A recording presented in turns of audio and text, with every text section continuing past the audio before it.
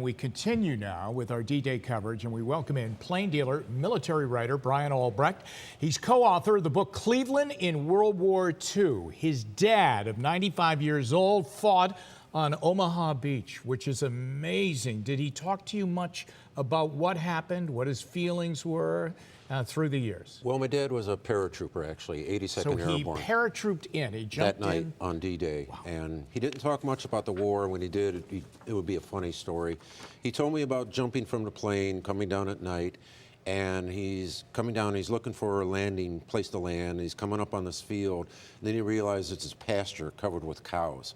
And he's going crazy. He's jerking on the lines to a chute, trying to steer. Right. And he missed a cow. And he always thought it was funny that the first enemy he faced in Normandy was French cows, not German soldiers. Wow. So, let me ask you this. Was there a high element of surprise with the invasion? Because I had heard really that Hitler was a little bit, off the mark. He didn't realize that they were coming there or then. Right. There was a whole campaign of deception. They expected him at Calais, right, which was closer to England than Normandy. And plus the invasion was canceled a few times during the weather. So yeah, the element of surprise was a very big factor in it. Does your dad, or through your research of other people maybe involved in this, and there were so many that were involved in this, okay, were they prepared for this? Did they train for this? Were they told of the seriousness and the dangers that lied ahead?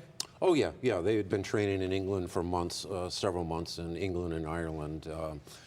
I've often asked some of the veterans if they realized how momentous this occasion was, how historical. And, they'll uniformly say, no, we had a job to do and we did it. What if it didn't work?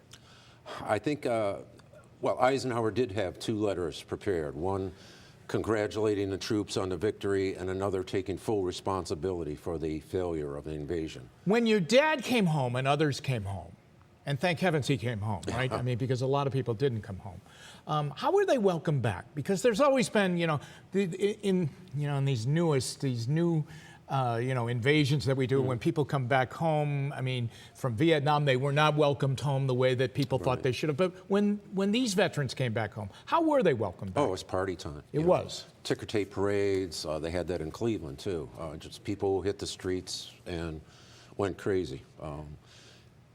Actually had two celebrations. Had VE Day, Victory in Europe, and then VJ Day, Victory in Japan. So got two chances to celebrate. Do you agree with what Leon said in his piece? That's the most important, momentous day of the 20th century?